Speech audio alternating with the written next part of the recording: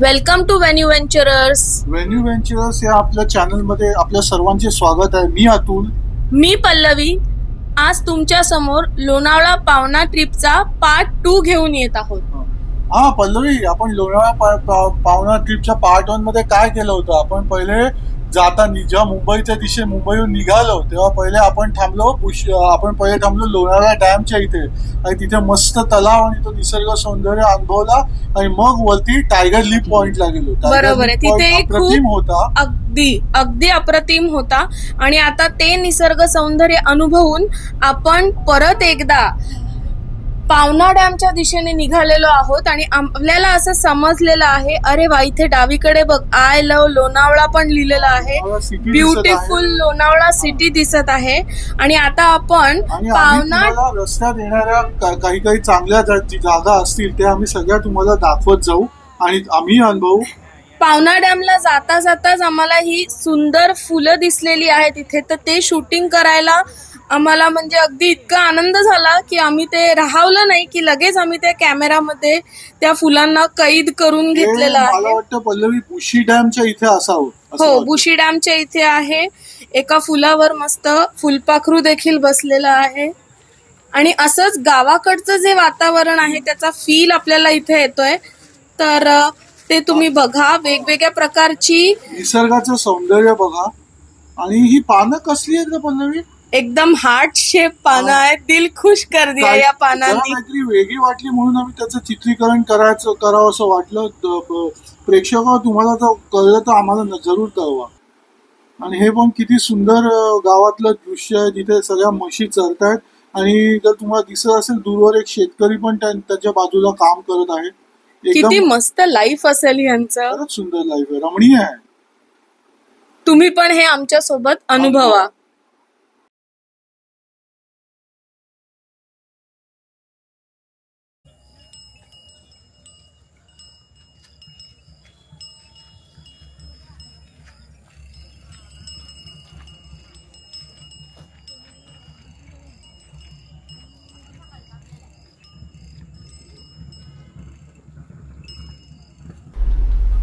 मित्रांनो, आता आम्ही पुढे कूच करत आहोत पावना डॅमच्या दिशेने. आणि आता इथे मी सांगू इच्छितो की आता जिथे आम्ही ही फुलं पाहिली, जो फुलांचा सडा आणि हे जे निसर्ग सौंदर्य आणि जे सगळ्या गायी तिथे चरत होत्या आणि शेतकरी होते, हा जो मी हे रमणीय चित्र पाहिलं, तिथूनच पुढे मी सांगू इच्छितो की एक 700-750 मीटरवरती पुढे बुशी डॅम आहे. बुशी डॅमला आता आम्ही गेलो नाही, याचं कारण तिथे आता खूप गर्दी होती आणि आता आम्हाला पावना डॅम या दिशेने जायचं होतं, म्हणजे कूच करायचं होतं, म्हणून आम्ही तिथे थांबलो नाही. पण पहिले तू कधी बुशी डॅमला गेलेस का आधी? बुशी डॅमला मी ऍक्च्युली कॉलेजमध्ये असताना आमच्या मैत्रिणींच्या ग्रुप सोबत गेलेली आहे.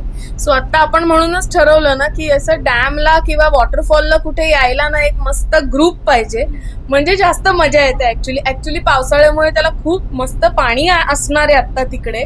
पण आज आपलं काय म्हणतो अजेंडावर नव्हतं बुशी डॅम. आज आपण फक्त नेचर अनुभवायला इकडे आलो होतो. बुशी डॅमची एक वेगळी ट्रिप मात्र आपण नक्की नाही. आणि आता तू हे म्हणालीस त्याच्यावर मलाही आठवलं, आमच्या शाळेची ट्रिप आलेली होती बुशी डॅमला आणि तू म्हणते तसंच आम्ही सगळे मित्रांनी तिथे त्यावेळी आणि जस्ट पावसाळा संपला होता त्याच्यानंतर आलो होतो आणि तिथे भरपूर पाणी होतं. त्या सगळ्या पायऱ्यांवरून पाणी येत होतं आणि आम्ही तिथे भरपूर त्या पाण्याचा आनंद लुटला. हे आता मला एकदम अचानक आठवलं. मी तेच विचार करत होतो की मी बुशी डॅमला आलो होतो कधीतरी, आठवत आहे पण एक नक्की हे आठवत नव्हतं. तर पल्लवी, अजून तुझ्या काय लोणावळ्याच्या आठवणी आहेत? लोणावळ्याच्या आठवणी ना, मला एक ड्यूक्स पॉइंट म्हणून आहे आणि मला असं वाटतं की पावना डॅमला जातानाच आपल्याला ड्यूक्स पॉइंट लागेल मध्ये. तो सुद्धा वरून आपल्याला ना खालचा एक्सप्रेस वे दिसतो. लोणावळ्याचा जो एक्सप्रेस वे आहे अमृतांजन पॉइंट ना, त्याच्यासाठी. तर आपण आता इथे मला असं वाटतं एक छान धबधबा आपल्याला बाजूला दिसतोय, तर ते बघायला आपण इथे जरा आता हॉल्ट घेऊया.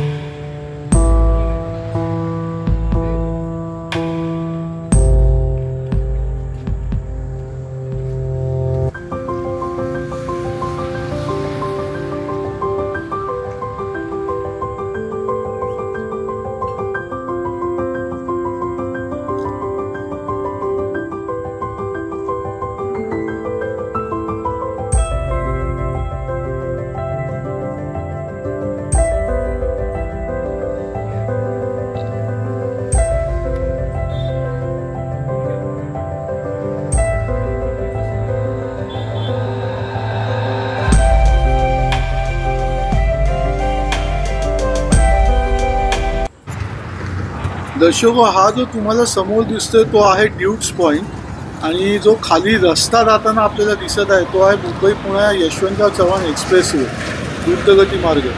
आणि खरंच हा सुंदर पॉइंट आहे पल्लवी, खरंच मस्त वाटतंय. एकदम छान. म्हणजे एकीकडे डोंगर दिसत आहेत, 2 डोंगरांच्या मध्ये एक्सप्रेसवे दिसतोय आणि त्याच्या वरच्या ओल्ड मुंबई पुणे हायवेला आपण स्वतः उभे आहोत. हे अनुभवणं, हे खरंच अनुभवायलाच पाहिजे. कढाई इतका सुंदर आहे ना, म्हणजे हा कॅमेरा मधून बघितला तर तो मी म्हणेन की तो प्रत्यक्ष तुम्हाला येऊन पाहायला पाहिजे. अगदी, ते प्रत्यक्ष अनुभवायला पाहिजे इकडे येऊन. खरंच ड्यूक्स पॉइंट वरचं निसर्ग सौंदर्य अनुभवून आता आम्ही पावना डॅमच्या दिशेने निघालोय. आणि पावना डॅमच्या दिशेने जाताना आम्हाला जीपीएसनी परत एकदा मुंबई पुणे एक्सप्रेसवे घेऊन पुढे कामशेत वगैरे क्रॉस करून पुढचा एक एक्झिट दाखवलेला आहे, औंधे फाट्याचा एक्झिट दाखवलेला आहे. तर आम्ही आता पावना डॅमच्या दिशेने निघालेलो आहोत. सध्या आम्ही आहोत मुंबई पुणे एक्सप्रेस हायवे वरती.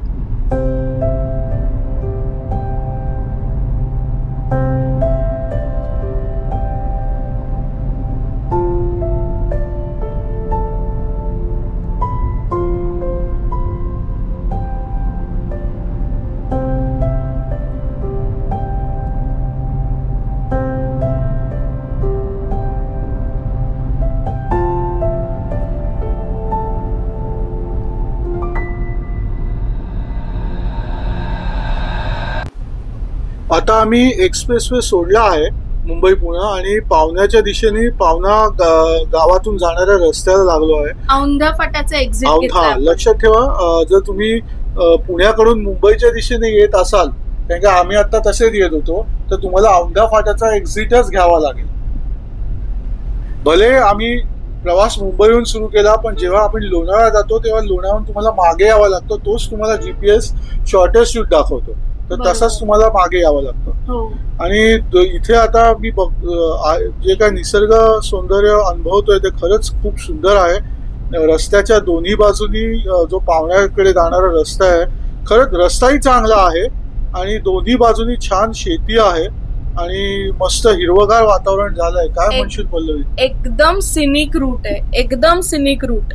म्हणजे इतकं की आजूबाजूला आता रस्त्यावर कॉन्सन्ट्रेशन करायचंय म्हणून पण आजूबाजूला सुद्धा लक्ष जातंय.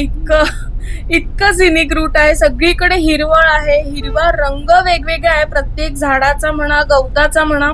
आकाश सुद्धा इतकं निरभ्र आहे. वाटतंय की निसर्गाने हिरवी चादरच पांघरली आहे, कारण का जस्ट पावसाळा येऊन गेलेला आहे, म्हणजे पाऊस संपायला आलेला आहे असं म्हणू शकतो आपण. आणि आता थोडस जरी असं ड्रिझल जरी झालं ना, तरी मी तिथे रेनबो यायची वाट बघते. बघूया आज आपल्याला रेनबो अनुभवायला मिळतोय का. आणि थोडा आता तुम्ही आमच्या बरोबर हा थोडासा निसर्ग अनुभव.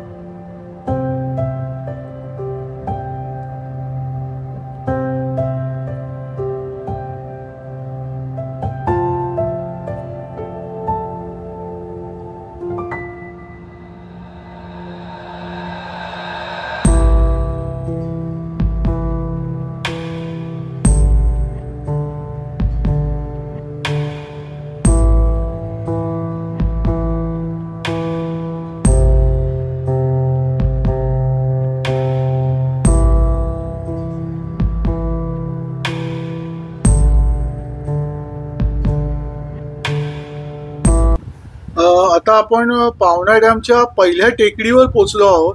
आता मी असं खरंच सुंदर दृश्य आहे, पण मी सांगू इच्छितो की पावना डॅमला असं जाताना तुम्हाला जागोजागी पॉइंट्स लागतील. तिथे पण इथे सुद्धा एक असा पॉइंट आहे जिथे खाली जाऊन गाडी पार्क तुम्ही करू शकता. 50 रुपये वगैरे ते एंट्री फी घेतात तिथे, पण तो थोडासा रस्ता कच्चा आहे, थोडासा कच्चा रोड आहे, एवढंच एक आहे. पण गाडी जाऊ शकते, 4 व्हीलर 2 व्हीलर दोन्ही जाऊ शकतात. आणि तिथूनही तुम्हाला चांगला पावना डॅमचं दृश्य दिसू शकतं. इकडे खायची पण व्यवस्था आहे, एक छोटं रेस्टॉरंट पण बघितलं आम्ही तिथे. हा खरंच तुम्ही बघू शकता की पावना डॅम आपल्याला त्या टेकडीवरून दिसतोय. आम्ही दिसत थोडं आहे. खालपर्यंत गाडी नेली नेऊ होती, शकता. पण रस्ता खूप कच्चा बस. असल्यामुळे आम्ही विचार केला की आपण दुसऱ्या बाजूनी पावना आणि डॅम आम्हाला बघूया. तिथे पुढे सांगितलं की पुढे एक लोहगड नावात बोटिंग क्लब नावाच्या जागा आहे जिथे व्यवस्थित तुम्ही पावना डॅम बघू शकतात, म्हणून मग आम्ही त्या दिशेने जायचा विचार त्या दिशेने जातोय.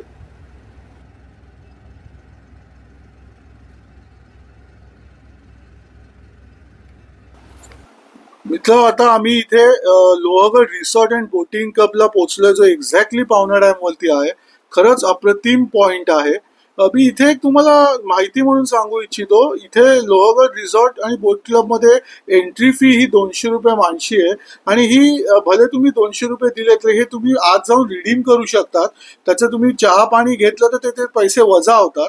आणि इथे राहायची पण सोय आहे मित्रांनो. इथे काहीतरी मी चौकशी केली, सीझन वाईज ते रेट बदलत असतील, पण 4,000 ते 5,000 रुपये पर डे याप्रमाणे त्यांच्याकडे राहायच्या इथे खोल्या आहे. आणि खरंच छान आहे. इथे नर्सरी पण आहेत जिथे तुम्ही छान झाडं आणि फुलं घेऊ फुलांची झाडे वगैरे हे सगळं घेऊ शकतात. खूप वेगवेगळ्या प्रकारची झाडं, फुलझाडं, इवन काय म्हणतो शोभेच्या प्लांट्स आम्हाला त्यांनी दाखवले आणि त्याची पूर्ण माहिती पण दिली. खूप छान होतं ते सर्व. इकडनं सुद्धा तुम्हाला आम्ही जरा वरून तो डॅम बघतोय, तर आम्ही आता ठरवलं की खाली उतरून ऍक्च्युली आपण त्या बोटिंग क्लबला जाऊन बघूया की तिथे बोट कशी आहे आणि आपल्याला ते बोटिंग करता येईल का तिकडे. खरंच अप्रतिम आहे. पाण्याला बहाव पण खूप छान आहे. मस्त आहे. म्हणजे मिनी काश्मीरच वाटतंय, असं मिनी काश्मीर सारखंच वाटतं. पाऊस पडून गेल्यामुळे खूपच वॉटर करंट भरपूर आहे. बोटिंगची सोय पण छान आहे. वेगवेगळ्या प्रकारच्या बोटी आहेत तिथे आणि सेफ पण आहे. ते चांगले सिक्युरिटी वगैरे पण प्रोव्हाइड करतायत. म्हणजे तुम्ही जॅकेट्स वगैरे पण देताय तिथे. खरंच सुंदर आहे. तर हे विहंगम दृश्य तुम्ही खरंच अनुभवा.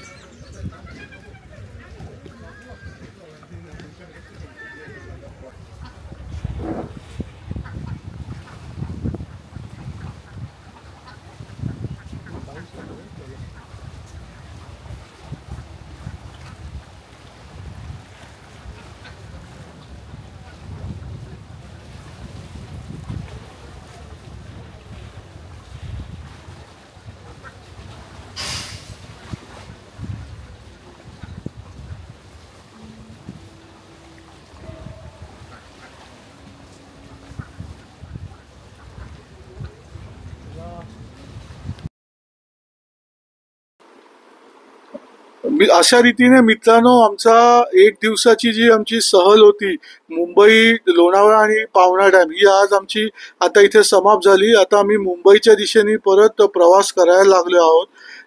आणि खरंच मस्त दिवस गेला.